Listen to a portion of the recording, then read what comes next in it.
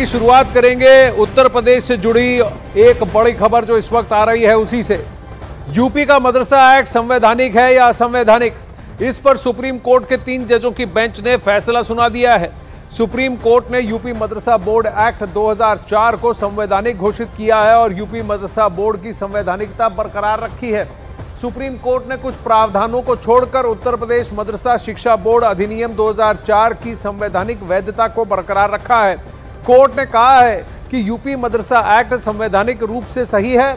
मदरसा act संविधान का उल्लंघन नहीं है।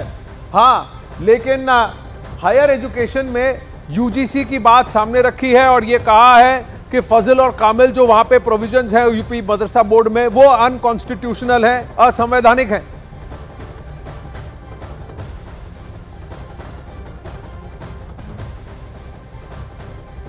सुप्रीम कोर्ट ने हाई कोर्ट का जो निर्णय था जिसमें यह कहा गया था कि मदरसा बोर्ड की और जो एक्ट है वो संविधान के सेकुलरिज्म के प्रिंसिपल के विपरीत है, उसको तो पूरी तरह से खारिज किया है, उसको सेट असाइड किया है और कहा है कि मदरसा बोर्ड और जो एक्ट है वो पूरी तरह से कॉन्स्टिट्यूशनल है।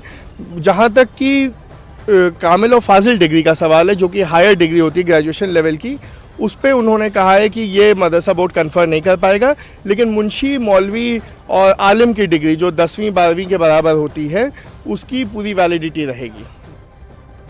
अब वहीं कामिल और फाजिल डिग्री पर भी सुप्रीम कोर्ट ने फैसला सुनाया। सुप्रीम कोर्ट ने कहा कि मदरसा बोर्ड इसे नहीं दे पाएगा, लेकिन 10वीं और 12वीं की डिग्री देने का मदरसा बोर्ड को अधिकार है। हालांकि कोर्ट ने यह भी कहा कि इस मौजूदा मदरसा बोर्ड एक्ट के तहत ही स्टेट गवर्नमेंट करिकुलम को डिफाइन कर सकती है, रेगुलेट कर सकती है। कामिल अंडर ग्रेजुएशन और फाजिल पोस्ट ग्रेजुएशन डिग्री को कहा जाता है और ये डिग्रियां मदरसा बोर्ड अब नहीं दे सकती।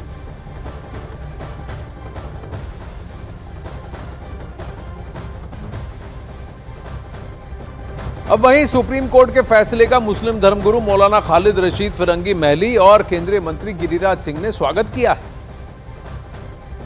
इससे तमाम मदरसे से मुताल्लिक लोगों में खुशी और मसरत की लहर दौड़ी और जाहिर सी बात है ये यूपी मदरसा एक्ट उत्तर प्रदेश की हुकूमत ने खुद बनाया था, तो कोई भी एक्ट जो हुकूमत ने बनाया हो वो किस तरीके से अनकॉन्स्टिट्यूशनल हो सकता है। और फिर इस यहाँ यूपी में हज़ारों बच्चे और हज़ारों टीचर्स और स्टाफ इन मदरसों से मुताल्लिक़, और हम लोग बारहा ये बात कह चुके हैं कि हम लोग यहाँ मदरसों में इस्लामिक एजुकेशन के साथ साथ मॉडर्न एजुकेशन की भी तालीम दी जा रही है। बहरहाल ये एक बहुत खुशी और मसरत का मकाम है कि हम लोग अपने पूरी आज़ादी के साथ, पूरी कानूनी आज़ादी के साथ अपने इन मदरसों को रन करते रहेंगे। राज्य के मुख्यमंत्री योगी जी ने अच्छा फैसला लिया, एक्ट बनाया मदरसा एक्ट, कि मदरसा एक्ट में सुधार है, पढ़ाई की जरूरत है। वहां के बच्चे भी पढ़ लिख करके डॉक्टर, इंजीनियर, जज बने हैं, लेकिन कुछ कठमुल्ले ने, सब लोगों ने विरोध करते रहे। आज सुप्रीम कोर्ट के फैसले को सब लोग मिलकर स्वागत करना चाहिए। शंकर आनंद इस वक्त हमारे साथ लाइव जुड़ रहे हैं, इसे कैसे देखा जा रहा है शंकर आनंद इस फैसले को? कुछ लोग स्वागत कर रहे हैं, कुछ लोग कह रहे हैं ये उत्तर प्रदेश सरकार के लिए सेटबैक है, लेकिन फजिल और कामिल की डिग्रीज अगर नहीं दी जाती तो फिर क्या होगा? शंकर आनंद से जुड़ने की कोशिश करेंगे। इस वक्त लाइव दिख रहे हैं सुप्रीम कोर्ट के बाहर, वहां कुछ अहम फैसले आज सुप्रीम कोर्ट ने के अलग अलग जजेस की बेंचेस ने सुनाया कि कई सारी बेंचेस की अगुवाई स्वयं चीफ जस्टिस ही कर रहे थे और यहाँ पर मदरसा एक्ट को बरकरार रखते हुए हाईकोर्ट के फैसले को निराधार कर दिया, निरस्त कर दिया और कहा कि मदरसा एक्ट बना रहेगा 2004। हालांकि इसके कुछ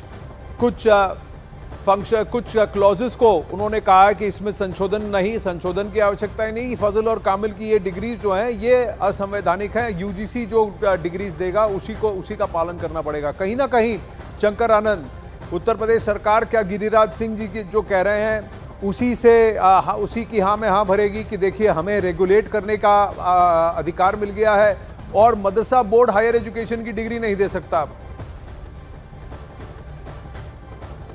देखिए आनंद, जिस तरह से आज सुप्रीम कोर्ट के द्वारा एक सुप्रीम फैसला दिया गया है और जिस तरह से मदरसा एक्ट से जुड़े मामले में एक बड़ा फैसला सुनाया गया है, तो इस मामले पर उनके जो वकील हैं उनका भी कहना है कि अब मदरसा में सिर्फ दीनी तालीम नहीं बल्कि दुनियावी तालीम भी देते हैं। और इस बात पर जिस तरह से तमाम दलीलों को दिया गया है, इस बात को समझते हैं। हमारे साथ में मेहमान भी हैं जो इस मामले में याचिकाकर्ता के मुख्य वकील भी हैं। यादव जी, डॉक्टर, आज जिस तरह से बकायदा आज तमाम दलीलों को दिया गया है, आप कैसे देखते हैं इस पूरे फैसले को? देखिए, इस पूरे फैसले का हम स्वागत करते हैं। दलीलें आज नहीं दी गई थी, दलीलें जब आर्गूमेंट चल रहा था, केस पे सुनवाई चल रही थी, उस समय सारी दलीलें दी गई थी और दलीलों को इस तरह से दिया गया था कि इलाहाबाद हाई कोर्ट ने जो है एक पक्षीय फैसले को देखा था, एक पक्षीय फैसले को सुन रहा था और एक ही तरफ जा रहा था कि मदरसा का मतलब केवल और केवल कुरान का पढ़ाना है, जबकि ये बिल्कुल ठीक नहीं था। इलाहाबाद हाई कोर्ट ने इस पर बिल्कुल गलत अपना फैसला दिया था, मदरसा एक्ट को अनकॉन्स्टिट्यूशनल घोषित किया था।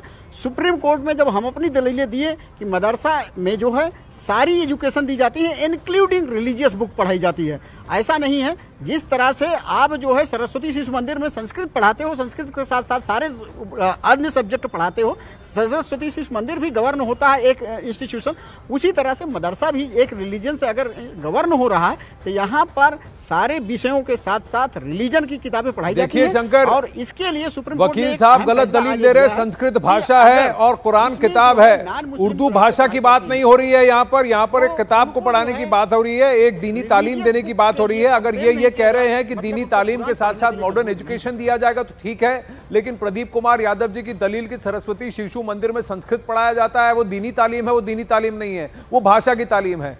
तो यादव जी यहां गलत दलील दे रहे हैं।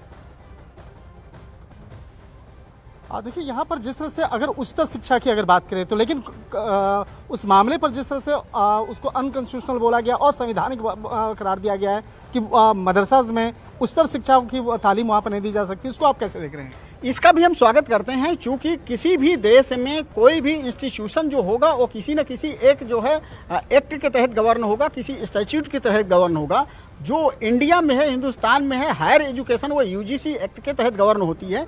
इसलिए सुप्रीम कोर्ट ने आज इस पर एक अहम फैसला देते हुए कहा, हालांकि इसके पहले भी फैसले आ चुके हैं, कि मदरसों में अगर हायर एजुकेशन आपको देना है तो आप यूजीसी से मान्यता लेकर के उस तरह की एजुकेशन दीजिए। अब अगर आप यूजीसी से मान्यता नहीं लेते हैं तो वो पूरी तरह से अनकॉन्स्टिट्यूशनल है। सेम थिंग है, जैसे आप अंडर 12वीं तक आप शिक्षा देते हैं मदरसों में, तो उसको आप जो है स्टेट के प्रोविजन में जो चीजें हैं, बोर्ड होता है, बोर्ड से आप मान्यता लेते हो, जिस तरह से मदरसा एक्ट है उसी तरह से अगर आप हायर एजुकेशन स्टेट्स को कितना रेगुलेशन का हक दिया गया है? अगर यूजीसी फैसले में स्टेट्स को कितना रेगुलेशन का हक दिया गया, किस तरह की तालीम दी जा रही है? शंकर जरा पूछिए उनसे। मैं फिर से आपसे अनुरोध करूंगा कि आप अपने सवाल को दोहराएं कि स्टेट्स को कितना हक दिया गया कि रेगुलेट कर सवाल सकें, किस तरह की तालीम दी जा रही है? इस पर ऑनरेबल सुप्रीम कोर्ट ने ये कहा है कि अगर मदरसा में कोई क्वालिटी एजुकेशन नहीं दी जा रही तो राज्य सरकार को पावर है कि मदरसा एक्ट को जो है उसको रेगुलेट करें, क्योंकि मदरसा एक्ट के जितने भी एडमिनिस्ट्रेशन है वो ब्यूरोक्रेट हैं जो राज्य सरकार के अंडर में काम करते हैं, और वो चाहें तो मदरसा की क्वालिटी एजुकेशन को मेंटेन करने के लिए रेगुलेशन ला सकते हैं और लेजिस्लेशन में चेंज ला सकते हैं, लेकिन मदरसा एक्ट को पूरी तरह से खत्म नहीं कर सकते हैं। जी, प्रदीप कुमार यादव जी, धन्यवाद आपके इनपुट्स के लिए। शंकर आनंद, थैंक यू वेरी मच। एक बात मैं बस खबर को आगे बढ़ाएं उससे पहले बताना चाहूंगा कि दीनी तालीम में और एक भाषा को सिखाने में फर्क है। तो संस्कृत को दीनी तालीम से जोड़ने का काम जो प्रदीप कुमार यादव जी ने कहा वो गलत है, वो टिप्पणी गलत है।